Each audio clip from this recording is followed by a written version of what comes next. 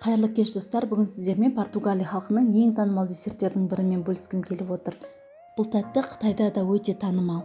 Өте ерекше дәмді шығады, сол үшін міндетті түрде сіздерге де даярлауға кеңес беремін. Алдымен бізге 350 грамм слоеное тесто қажет. Слоеное тестоны қолдансаңыздар да болады, немесе магазиндікін қолдансаңыздар да болады.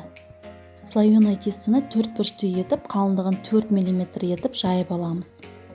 Жайманы аздап ұн сеуіп отырып жаямыз.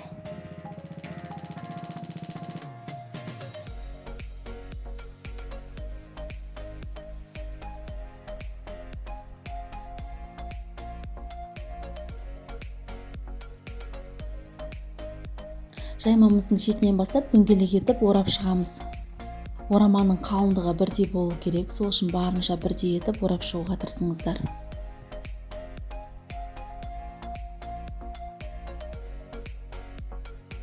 Ораманы бірдей етіп 12 бөлікке бөліп аламыз.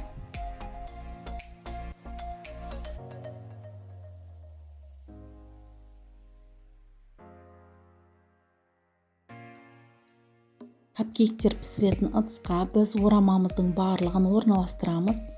Пирожныйдың кремі дайын болғанға дейін біз холодильникке салып қоямыз. Крем даярлаймыз. Ол үшін бізге 30 грамм ұн, 220 грамм сүт, 120 грамм қант, 110 грамм су және 80 грамм сарыуыз қажет. Алдымен суық сүттің аздаған бөлігін ұнға қосып, оны венчикпен жақсылап араластырамыз.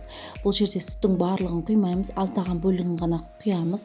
Бұл жерде ұн мен сүттің сұйықтығы, ол сұйық айранның сұйықтығымен бірдей болуы қажет.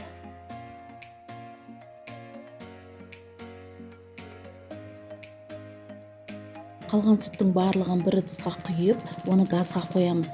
Газға қойып ысытамыз, бірақ қайнатпаймыз. Ыстық сүтті газдан алып, оған ұн мен сүт араласқан сұйықтығымызды аздап қосып отырып, венчикпен жақсылап араластырамыз. Одан соң оны газға қоямыз. Газға қойып, қайнағанға дейін жеткіземіз. Одан соң осы заварной кремімізді біраз қайнатып, қоюландырғанға дейін араластырып отырамыз. Заварной крем қоюланғаннан кейін газдан аламыз.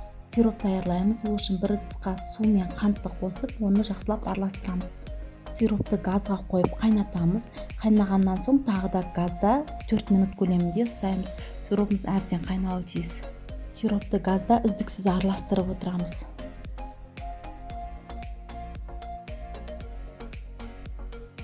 Сиропты заварной кремімізге ақырында бөліп отырып қосамыз. Яғни ақырындап аздаған бөлігін қосамыз. Содан соң венчикпен араластырамыз.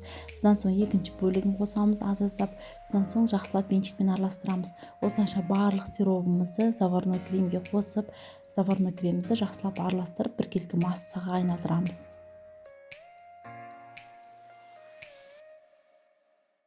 Осы сироптың барлығын жақсылап араластырып алғаннан соң, осы кремімізді суытып қоямыз.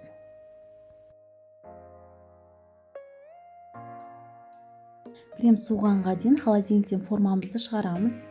Қолымызды суық суға салып алып, осы пирожныйымыздың сыртын жасаймыз. Слоеное тестоны капкейктің формасына сай етіп, қолымызбен жайып шығамыз. Капкейк формасының сыртына жаймамызды сәл асырып шығарамыз. Өйткені слоеное тесто пісірген уақытымызда сәл кішірейеді. Ішіне құйылатын креміміз ағып кетпеуі тиіс. Осылайша барлық капкейкті жасап болғаннан соң біз оны 10 минутқа холодильникке салып қоямыз.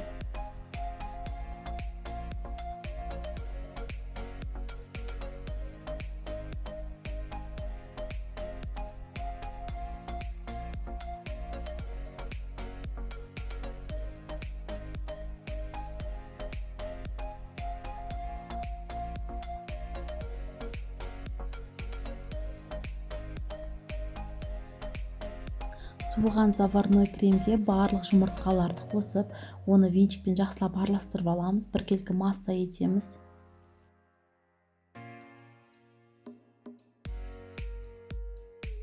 Капкейкке осы дайын болған креміміздің барлығын құйып шығамыз. Пирожныйымызды креммен өте қатты толтырмаймыз, себебі осы ішіндегі крем піскен уақытта үлкейеді. Пирожныйды духовканың ең жоғарғы градусында пісіреміз. Менде ең жоғарғы 300 градус. Мен 300 градусқа алдын ала қойып, пирожныларды 10 минут көлемінде пісірдім. Пирожныйымыздың беті осылай видеода көрсетілгендей етіп қызаруы тиіс. Пирожныйымыз формадан тез алынуы үшін оның жан-жағын ағаш палочкамен ұстап шықсаңыздар болады. Ыстық күйіндегі пирожныйдың кремі өте нәзік болып тұрады. Ал суыған уақытта крем өз формасын өте жақсы ұстайды. Осымен өте дәмді ерекше десертіміз дайын. Сіздер де міндетті түрде даярлап жақындарыңызды қуантыңыздар. Назарларыңызға рахмет.